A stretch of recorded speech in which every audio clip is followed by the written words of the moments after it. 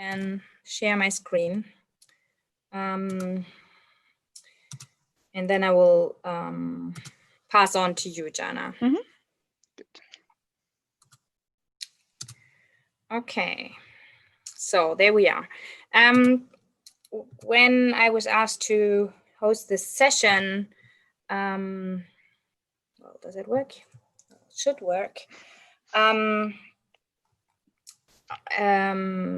topic of the Tropentag 2020 actually really,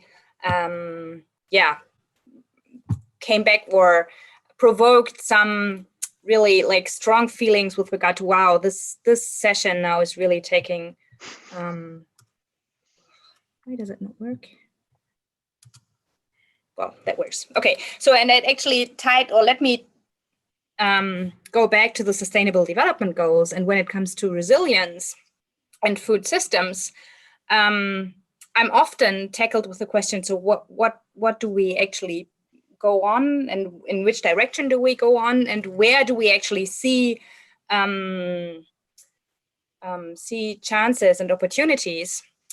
And I think then when reviewing these papers, and they were really, really good, innovative papers, I actually thought, well, there is a chance everywhere, and I think we just have to look into it and look a little deeper.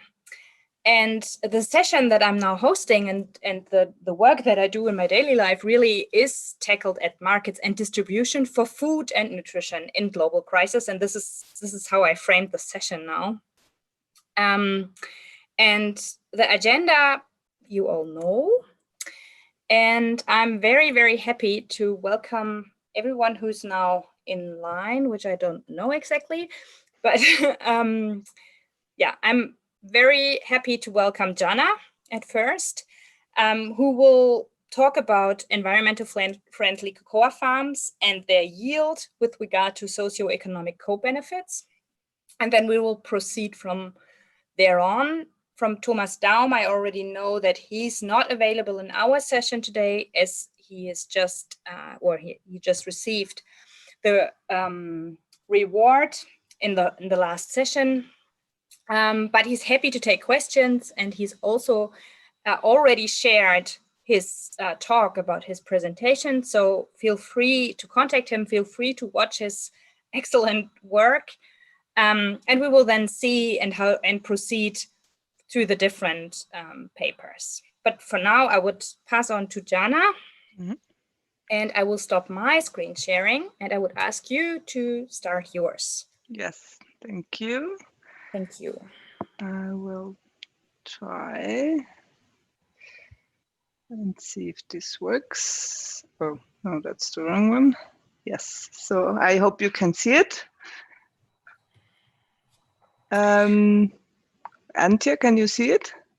Let me check. I was just checking the woofer. Yeah, I can see it. Okay, good. Yeah. Sure. Thank you. Yes, so I'm Gianna Lazzarini, not the first name on this list, because we are a lot of different partners involved, as it is also a bigger project, and this is only a really small part of it. We mainly work at the Research Institute of Organic Agriculture in Switzerland and in Austria. And yes, we have one colleague from the University Catholic of Louvain. And yeah, with you might think organic agriculture, we have also a group for sustainability there. So our focus is actually not organic in itself. In our group, it's sustainable agriculture more in general. So yeah, I will just start with the background of our research. Is that there is a lot of research or studies that found synergies between environmental and economic sustainability at farm level, but little has been done on the social aspects. We, in this project, looked at cocoa farms, and there are two major studies that showed that there are synergies, for example, between shade in agroforestry system and carbon sequestration, so these two environmental factors, and their yields. So there were co-benefits between environmental and economic sustainability. But yeah, as I said, in the social topics, there is not that much, at least we didn't find it. So as I said, it was a bigger project, or it is still ongoing, but we did the first data collection last year in July, September, until September 2019. And we randomly selected 190 farmers in this area of Ecuador. And they all are members of a corporate sustainability program. And yes, so our colleagues went on farm visits on each of these farms and conducted semi-structured interviews to have all the information we need. With these information, so we collected data for many different indicators to make a sustainability assessment with the Smart Farm tool. It's a tool that was developed at our institution at the FIBL. And it is based on the SAFA guidelines. So these are the sustainability guidelines developed by the FAO. And yeah, as these are just guidelines and not developed for practical,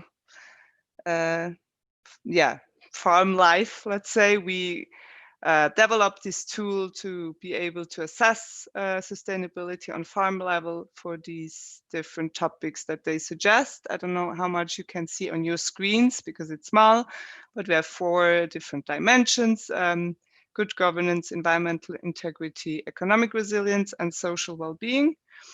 And yeah, this is how it looks normally if we do sustainability assessments of several farms. But I will not, I will look into these topics. I will, but not go into detail of this. We defined in this case Agri Ecology as all the environmental aspects that are covered here. So the topics are atmosphere, water, land, biodiversity, materials, and energy. Also, there's animal welfare, but because for the cocoa production, it's not really relevant. And also, a lot of farms didn't have any animals. We excluded this in the slides that are following.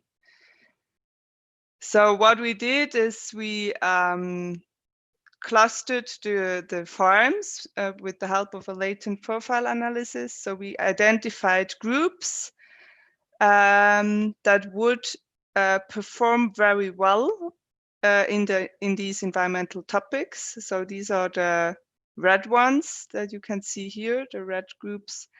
And yeah, we just wanted one group of farms that would perform quite well in all these topics, and another group that would perform rather low, so badly in environmental topics. This is the blue one, and we excluded the middle one now for our analysis, which are the medium farms. Because we wanted the comparison of the other two.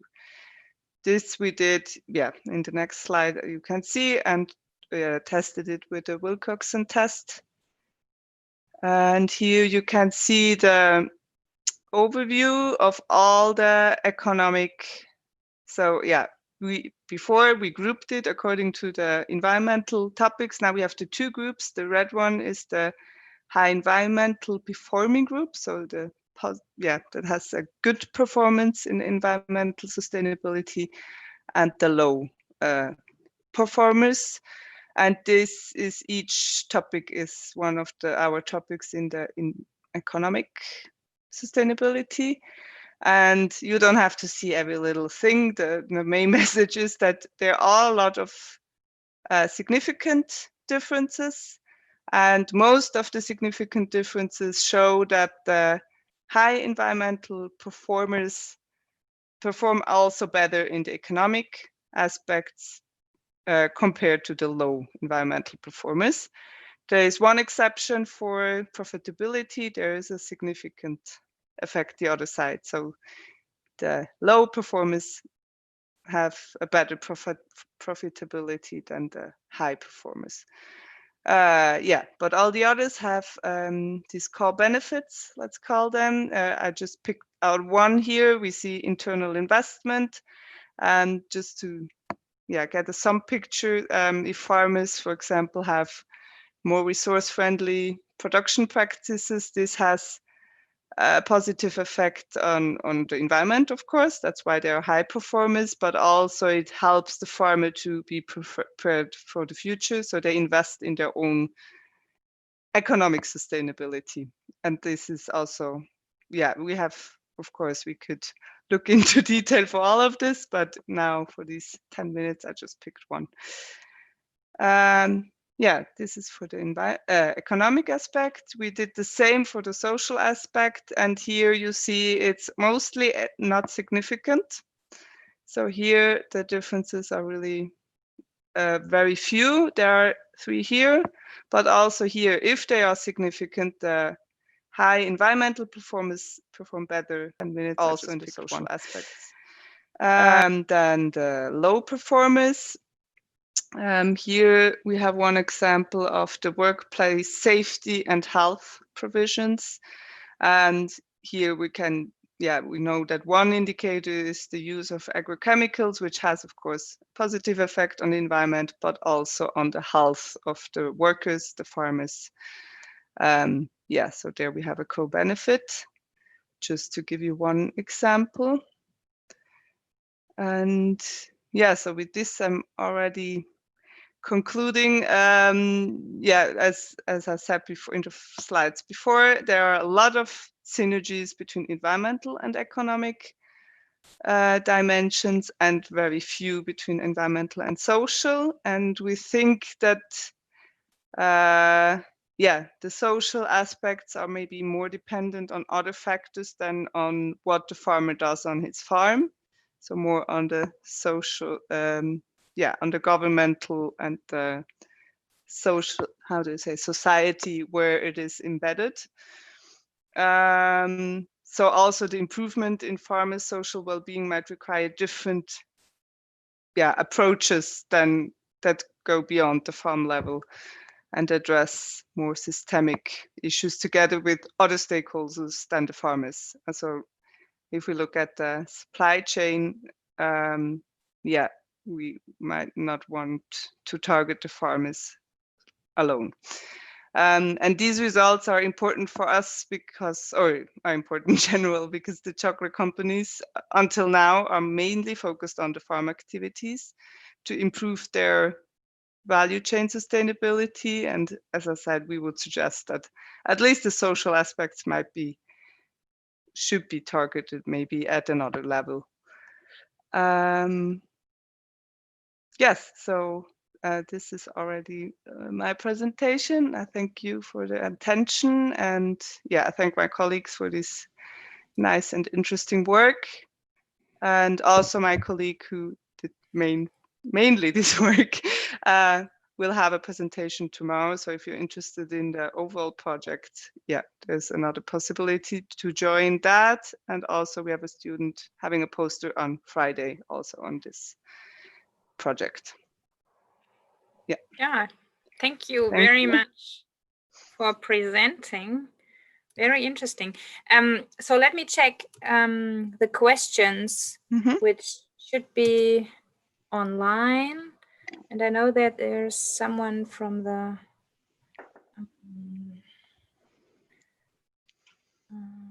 hosting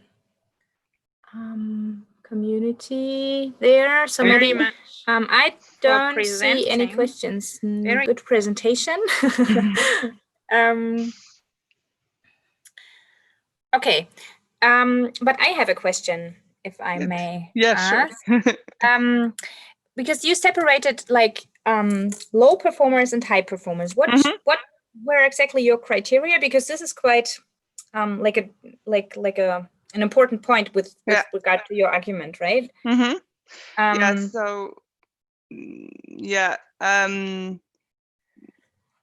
That's why we actually choose this latent profile analysis. This comes originally, I think, from psychology. At least I learned about this method from psychologists, and they use it to group people, or normally for them it's people, based on these on various continuous variables. So I mean the first approach was that we do a threshold and just say the best 10% or the best 30% versus, but that's maybe also arbitrary, and also there might be a farm that is really good in atmosphere and in all the others, but in water it's really bad, and then it might fall out because it's bad in one.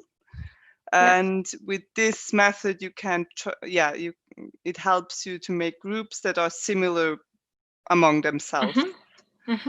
That's why we chose this approach. So that was mainly the idea, to just have these two groups with the farms that perform in general very well on environmental aspects, or in general not so very well. low. Yeah.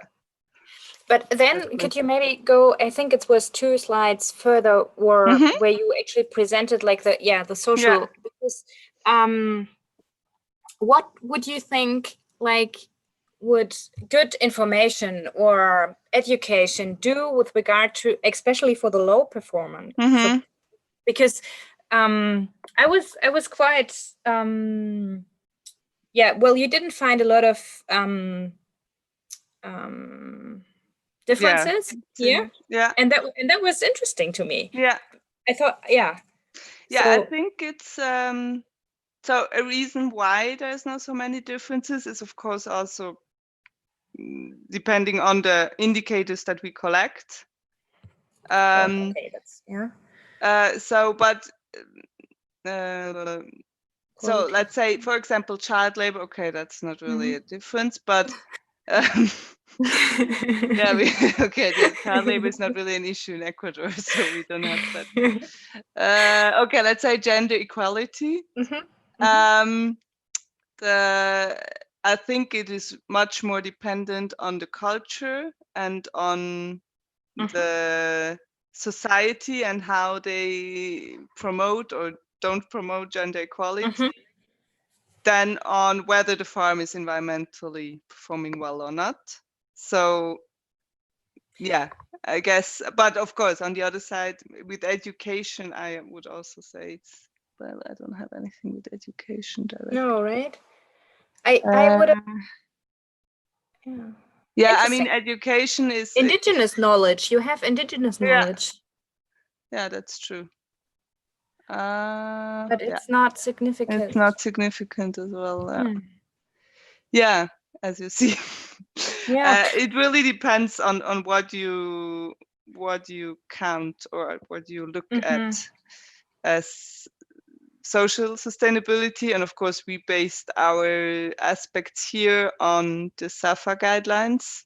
And we think, I guess here, the most of them are more a society, cultural, governmental thing than a farm level thing, because we often also see between countries then there's differences, like child labor is not an issue here, but in another country, maybe in Ghana, it is.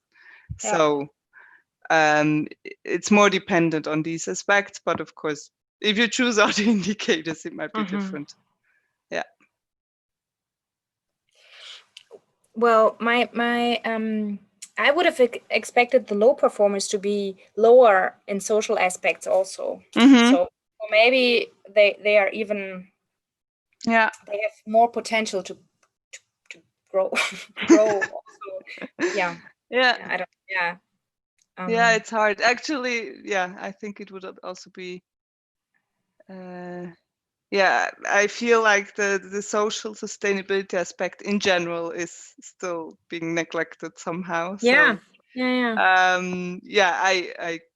guess it would really make sense to also look into it more deeper and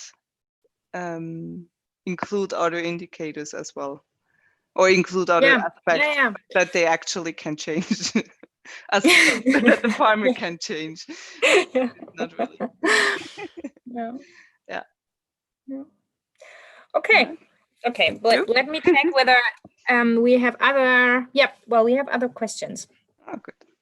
How to improve better access to markets, whether with physical infrastructure or online strategies for small organic farmers. No, sorry, no. Well, I don't know. Can you say something to that? This question was posed. What better than direct or online? Well, now in this better access to markets or online strategies for small organic farmers. Well, in our case here, I guess the online access of the farmers is still limited. Yeah. They live really remotely sometimes. My colleagues had to also walk several hours sometimes or ride several hours to get to the farmers. So it's not really something I guess they would easily take up. And now in Ecuador, for example, they really work with their contacts. So they have their buyers that normally buy every year for them. So maybe if with the buyers you could do online training or something, then this could work. But mostly what I observe until now in the cocoa sector is mostly the chocolate companies, the exporters that work directly in these areas. And if they want organic, they train people. So I think that's the established version now. And yeah, I guess this works at the moment. But yeah, if someone wants to try online, that I don't see it right now directly with the farmers, but maybe one day it would be easier.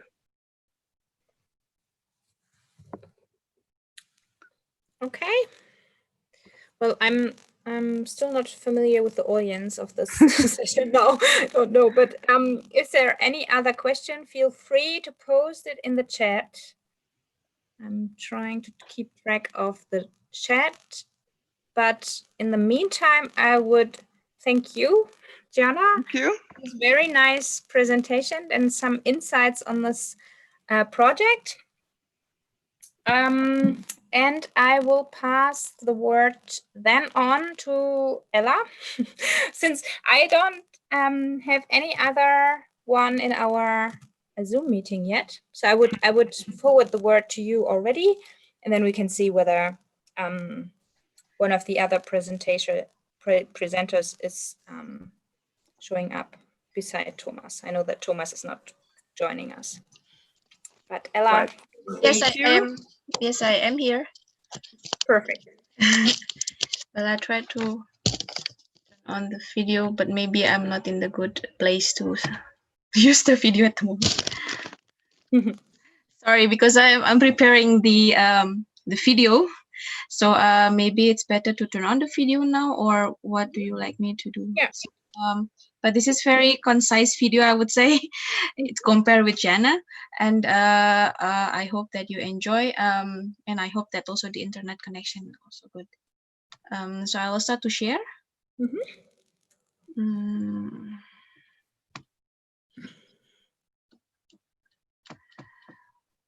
Wait a second. So can you see that there is a button here? So I just turn on and the presentation will start. And I hope that you can hear the sound. If there's a problem, please let me know. I will. Thank you. And meanwhile, I turn off the video because this is just not good quality. Okay. Okay. Yeah. Do that.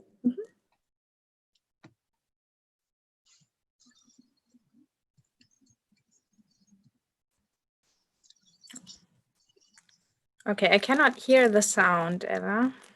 Say it again. I cannot hear the sound. You cannot hear the sound, or? But you can hear the. You can see the slides. Yep. So then it will be a problem. I don't know how to make that. To put the sound, like to connect the sound into the. The question of the host is whether you ticked the box of the, like I told you, share the computer sound. You would have to tick the box. share the computer sound. It may be in the options. Like more here. They are bottom left. Thank you. If you go to the audio, I think, and then there should be share screen, and then there should be something like use my computer sound. Okay, wait a second. I stop share first.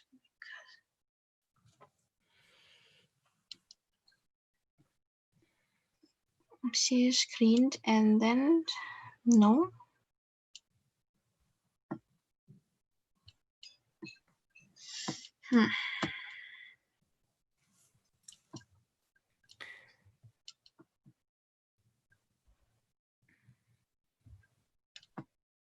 For me now, it would be, for example, go out of the computer share audio.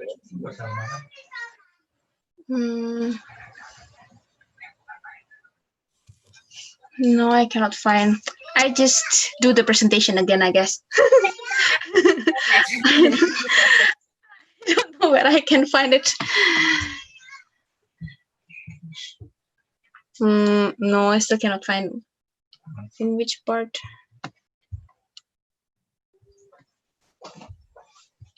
No, okay. Then I just turn on the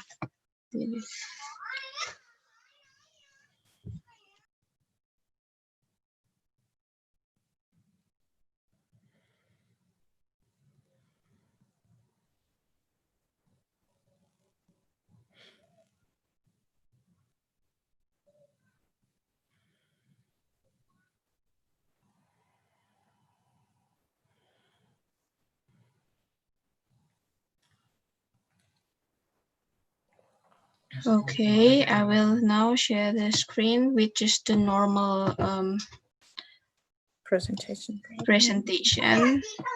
Perfect. And forgive my background sound. No worries. Yeah, that's why I put the video because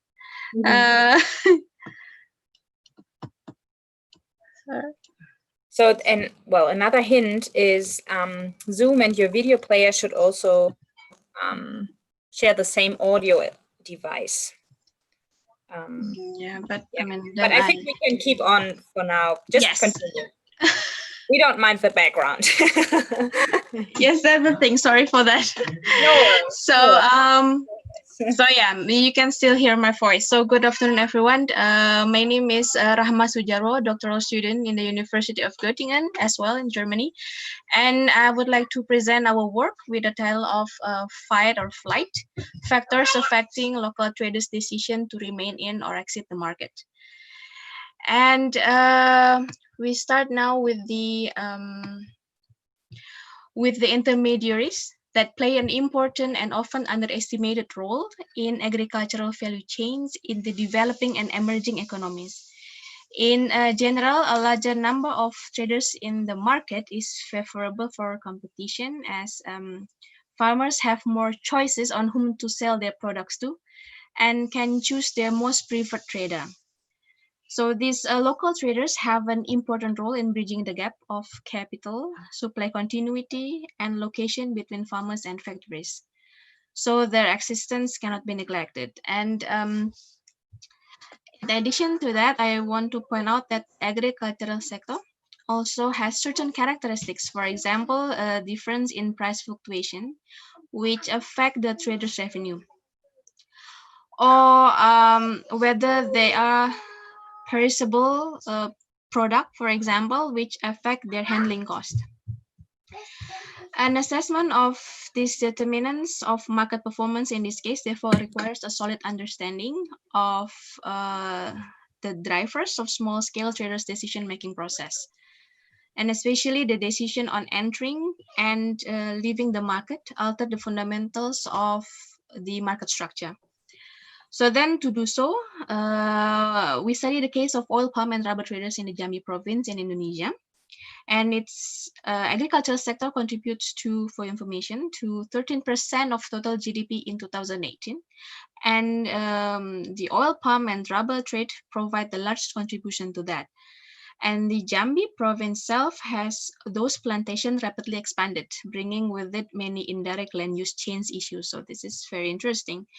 And taking the study case into account.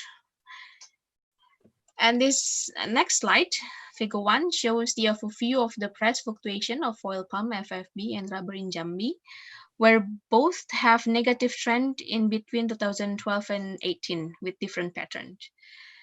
And before moving forward, I would like to inform you that there are 3 terms of abbreviation that I forget to mention before that I may use often. First is FFB, representing the oil palm fresh fruit bunch. Second is CPO, defining the crude palm oil, and bokar, which is a common thicker form of rubber slab produced by local farmers. And apart from these price fluctuations, both products' characteristics are also different, as you can see here, where the oil palm FFB has to be processed immediately to prevent quality deterioration, while rubber can be stored as long as desired. And then those and others may become factors influencing traders' decision to remain in or exit the market, which will be then the main objective of this study. Understanding this circumstance is relevant for policymakers to anticipate changes in market structure and protect farmers from unexpected market power. And previous studies available and mainly on the farmers level.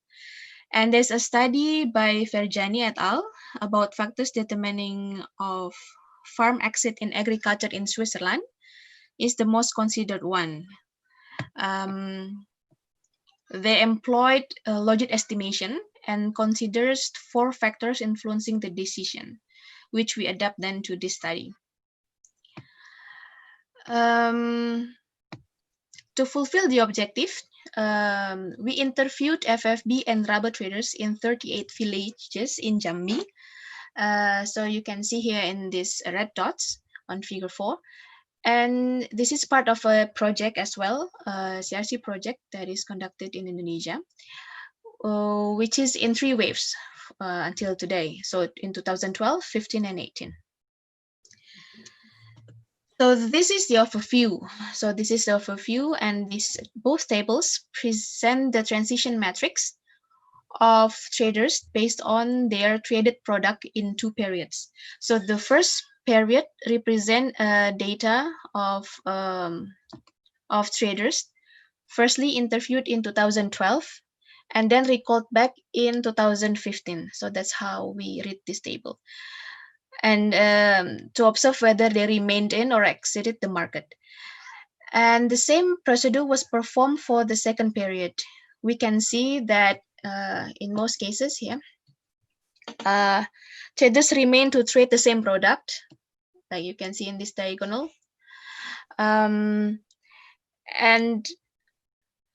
then we need to underline that the number of levers in period 1 is more than that in period 2, like here, by 45%. 2015, for your information, was the time where price dropped badly, if you remember the previous slide in the price fluctuation. And even though in 2018, price has not traced back yet, they have been acknowledged with the circumstance. However, interestingly, when you see this is the number of the amount of the new traders, the new traders who would like to enter the market in both periods remains the same number. So this was interesting, but it's not part of this, but maybe next. And further, we apply a binary logistic regression model where we consider 4 factors influencing the decision of traders. Those are human capital, trading structure, structural environment, and socioeconomic factors. Yeah. Those will be presented by several variables, and marginal effect estimation will be applied after to get the direct interpretation. So results here show some significant variables influencing the decision of traders.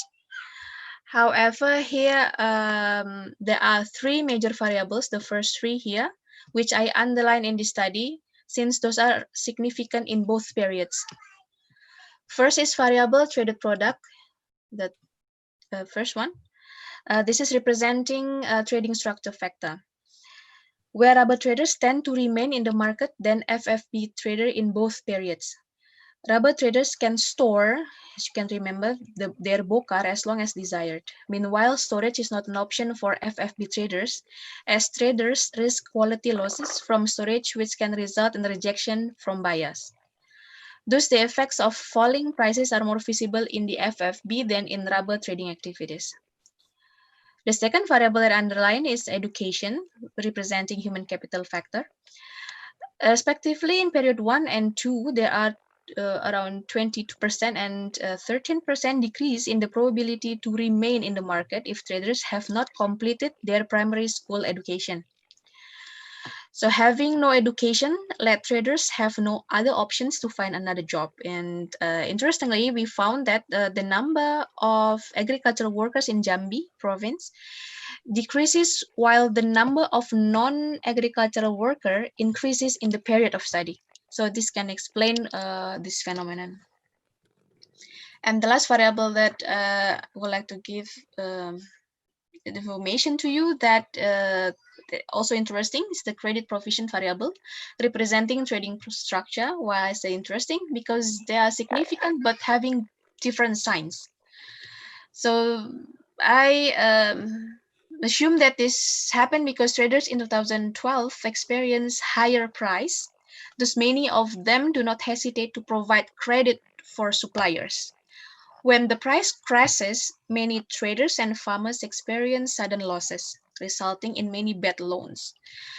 However, traders in period 2 became more careful in providing credit, and we observed traders using their ability to provide credit as a way only of maintaining a continuous supply from farmers. So it is intriguing as well. So besides these three, that some variables are only significant in particular period but not significant in the other. So I assume that this is due to different situation and behavior form over time. As only one example, trading revenue varied with the color as well, yellow here. This variable turns out to be significant in period 1, and we tried to calculate it that the mean of this trading revenue in 2015 is actually much less than the mean in 2012, the mean of the trading revenue. So therefore, it is most likely that the trading revenue data of period 2 respondents are closer to the threshold of the trader's decision in remaining or exiting the market. On the other hand, price situation in period 1 is very much profitable for traders. They may collectively have higher trading revenue. Thus, its variance does not affect their decision to remain in or exit the market.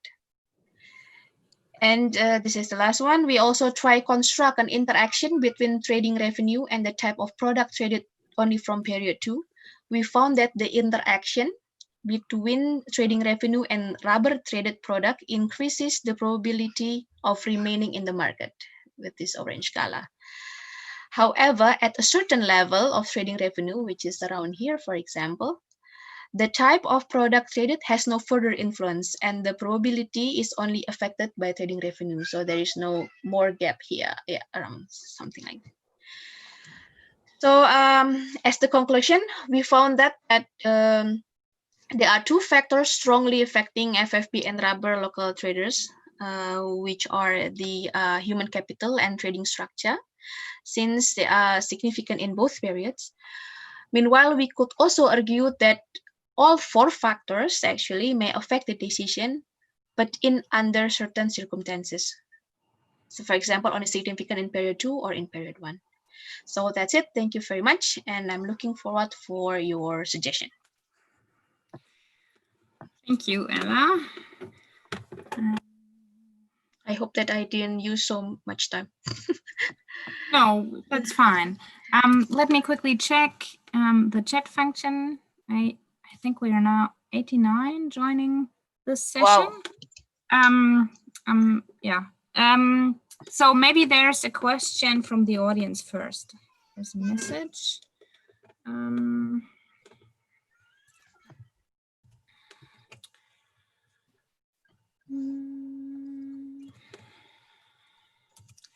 So, okay, we did have that question that was posed to Jana. Okay, so I don't see any questions in the session yet. And again, if I'm overseeing it, please feel free to pump in, dear hosts, because we have some attendees who are assisting us with holding the sessions. I have, because one of your main conclusions was that the human capital was important, right? Yeah. But I found very interesting that you didn't have a significant effect on in neither computer or cell phone use, which is a deliverable for information, right? And I was wondering whether you could do an interaction effect and maybe think about how, like, because you have an education variable, yeah, that may be just depicting the level of education, but yeah, it's also the usage of information, right? And that may be transmitted through computer and smartphone. I'm not sure. I don't know if you've already tried that, but I was wondering why it was not significant, because because the main result where like human capital is important and it truly makes sense, right? Yeah, unfortunately only one variable here that I can present significant, but I understand what your point is. The problem is I have difficulties in interacting more variables if both are not at least one of it is a continuous variable. Like for example, this interaction between trading revenue and traded product, it's nice to see because we have the continuous variable for trading revenue. But if I interact education with computer, for example, it will be like the education is not a continuous variable. It's like 1, 2, and 3, I guess. Yeah. And then if I interact it with computer, it's only yes and no. So then I found it's not significant. So so I have tried actually, and I find the conclusion it's not good to represent an interaction due to the type of the data. Yeah. Okay. So this might be something that you could accomplish in the next survey or some. Yeah, it's exactly. Yeah, I found this actually when I try to interact with the data, I found it's very interesting like this, and it's so unfortunately I cannot do for every variables to see the interaction significancy, for example. Yeah. But thanks. Oh, welcome. I quickly check the chat again, but I would have another question if I may. But I will see whether there are other people having questions. It's okay. It's a bit it's a little bit tough now to have it everything online. Yeah, so it's just something new, right? I think something we all have to get accustomed to. So I think there's is there anyone having a question? I don't see any other questions, so I will just go ahead and really. Oh no, there is one. How can how can be a strategy to give education to small farmers? So what could actually be a strategy to give education to small farmers? Maybe that is a very difficult. I mean, it's interesting question, but this is very difficult implementation, especially in Jambi area, in rural area, especially as well for farmers. But for traders, they are fine. Like for example, I mean, they live in very not big cities, but at least accessible. But the problem is most of the traders here, they are all in middle up age. So the education, it's already like that, so we cannot change the education. But when we found that they are less like younger, we can of course let them try to explore to get a higher degree, for example, but maybe only until a certain level, but not more, because having education, like studying and doing trading, is also another problem. That's the things. So to let them having more education means that maybe they have to give up their job, or maybe we can do that, we can influence the new traders to get higher education. Maybe that will be another strategy. But I think this is something that goes in the same direction as I meant earlier, because I think the usage of newer, let's say, farming systems could be transported through computers, through smartphones, through it's just like an add on to their existing education. I don't know if is that feasible for your region? For smartphone, feasible. For internet connection, it's another difficulties. Okay. So they start to have now smartphones, but our experience when we went to the very rural area, it's a little bit difficult to find the connection with the internet. So maybe there's also another problem with that. But sorry to interrupt, but now they already have a new application to find or to get in the fastest information about the price. So this is also another thing that we have to consider, that now it's a bit easier to have this price information immediately in the same day, for example, when it's which is good for them to know. So well, if they can access that information, they may be also accessible to other information, no? Yeah. So I don't. Yeah, maybe we have to just think about smaller pieces of information that are actually touchable or channelable. Yeah, exactly. Okay, let me check whether there were other questions in the meantime. It's not the case yet, so maybe I can ask you another question. Okay. If you don't mind. No problem. I can. And this is actually targeted to like the two product branches that you look at, right? If I understood correctly, you have like this rubber-based and this oil palm based. Yeah.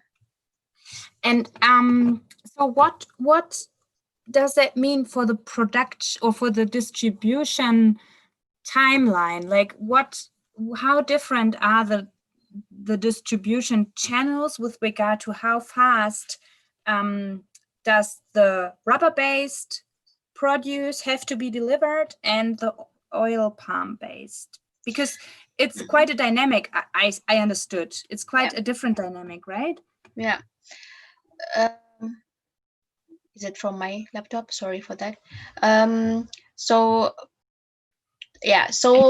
for the oil palm FFB, fresh food buns, so it has to be processed immediately in the same day if you would like to have the very good high quality of CPO. So it has to be processed immediately. But for rubber, this rubber slab, I would say, you can store it. Actually, from the the factories offer higher prices when you give them or sell to them higher dry content. So if the rubber is very dry, the price they give you from the factories is higher than when you give them the wet one. But this becomes a problem because the farmers or the traders, they kind of like not cheat but play with it, because they thought, still in their mind, they thought that having it heavier, you can still have in total, because for example you make it heavier, so you have 100 kilograms, And even though the price is smaller, when you calculate it, it's still more profitable than you make it dry with a higher price.